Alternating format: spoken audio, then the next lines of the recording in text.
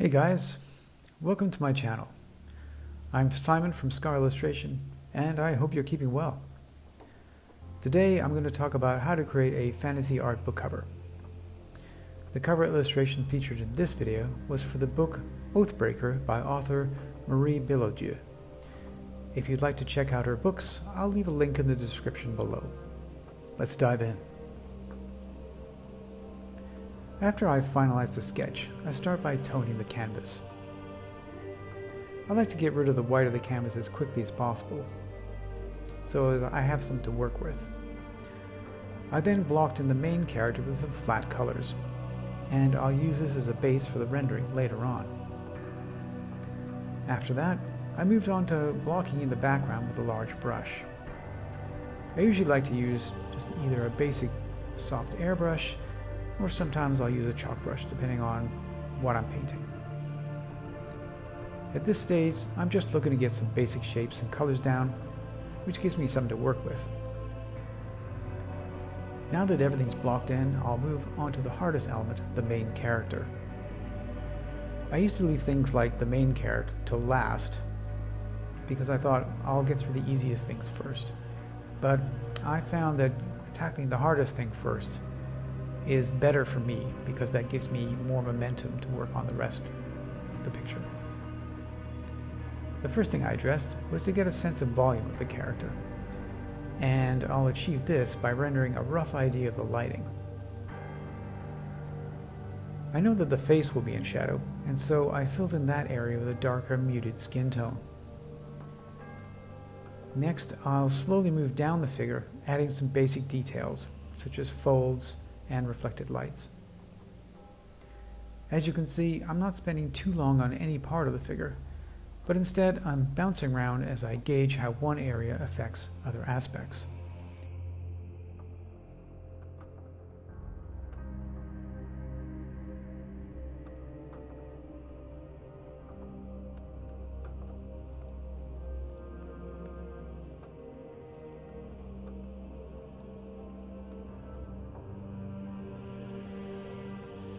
Moving on to the sword now. There was quite a lot of details to get right here, as it had to match the design that the author already had and wanted to include on this cover. There was a fair amount of the symmetry tool use and cutting and pasting to get it exactly the way I wanted, but I was pretty happy with the way it turned out.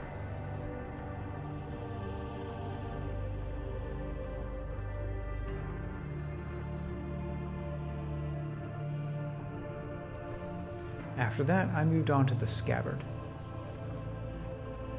Initially, I painted the scabbard to be metal, but after rereading the character description, I decided the scabbard would need to be lighter, and so I changed the bulk of it to a leather finish. Once the figure was roughed in, it was time to move on to the background. I wanted to develop the fire shapes first, as painting fire tends to be a bit more of a challenge.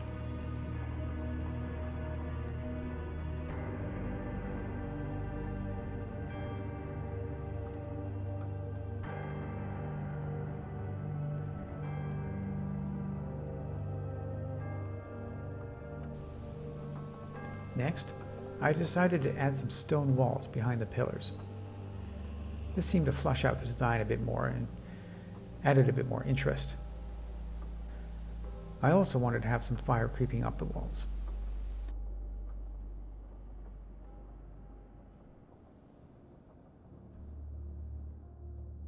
After that, I spent some time developing the stairs. As the environment is hot and dry, the stone stairs needed to look cracked from the excess heat.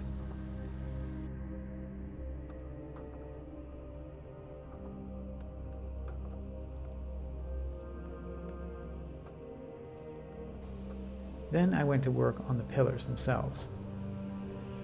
I didn't want them to look too generic, and so I added some fire vents at the bottom for extra interest and depth. As you can see, I tried a few different color variations before finally settling on the typical fire tones.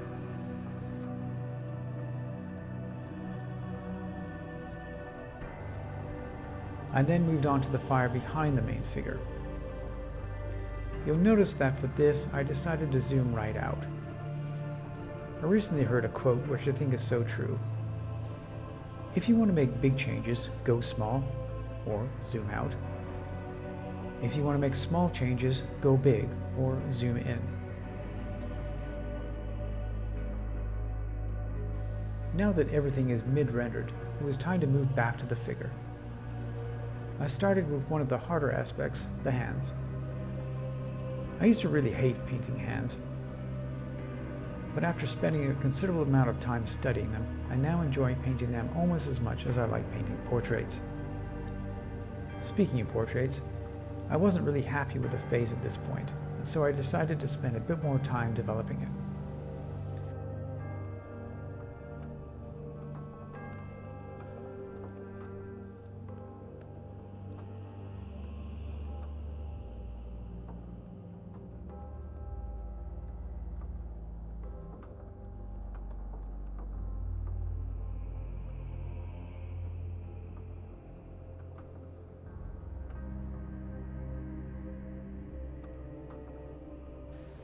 I then fixed the anatomy of her arm and the reflected lights, after looking at my reference. Then it was on to developing the leather armor and quiver.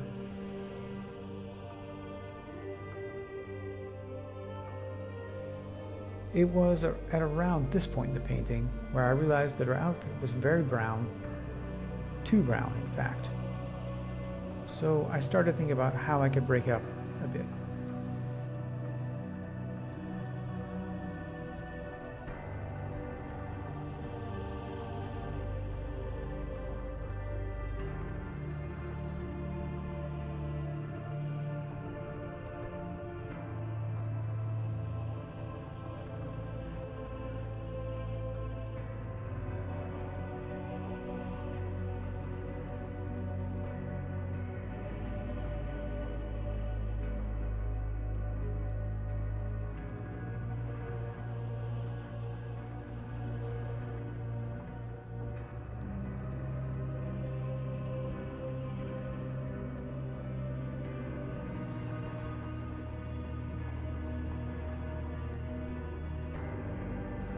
For her bow, I wanted to add some subtle and suggestive details. As it's a relatively small part of the painting, I didn't feel the need to go overboard on the rendering there, and plus I didn't want to take the attention away from the main figure. And now back to the stone walls for a bit more development. When I'm working on one part of the painting, I'm also noticing other parts that either need further development or that need to be simplified in service of the image as a whole.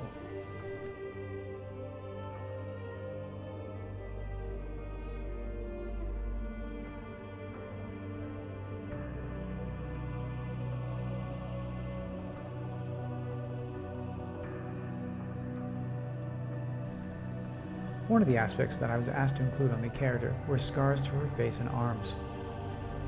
Being a warrior, she's had many sword fights and battles, and so these were needed to support her past. I haven't painted that many scars, so I spent a bit of time researching them and studying reference. As it turns out, it's pretty easy to make them look like they're stuck on, as opposed to realistically rendered.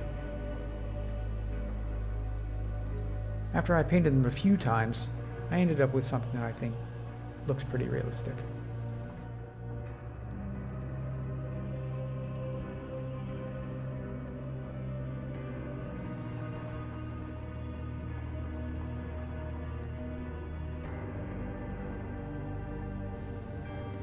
I then moved back onto the background and added some more details.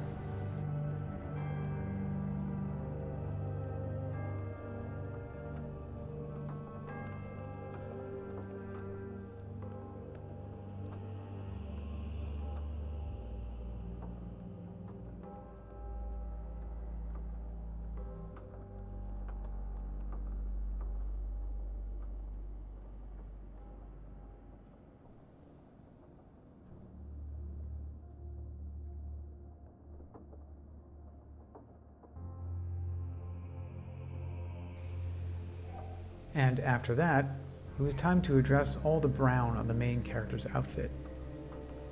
After reviewing her entire outfit, I decided her pants were the most obvious thing to change. As you can see, I went through a number of color choices. Initially, I didn't want to go with blue as I thought it would look too much like denim or jeans. But I ended up going with a slightly redder blue anyways, as it seemed to be the best fit color-wise. Then it was on to developing the other details on the figure. And as always, I've got my list of things that I want to include on the painting that I'm slowly working my way through. I wanted to add some more movement to the painting overall, so I painted in some flying embers from the fire at the bottom of the pillars. Then I fixed some of the details on the stairs, added some smaller fires, and lightened the entire painting. With this book cover illustration, I wanted the viewer to get a sense of the character and the harshness of her environment. And as always, I've added textural brushstrokes and effects for a more traditional feel. Hope this was helpful, and let me know if you have any questions in the comments below. Please consider liking this video and subscribe to my channel.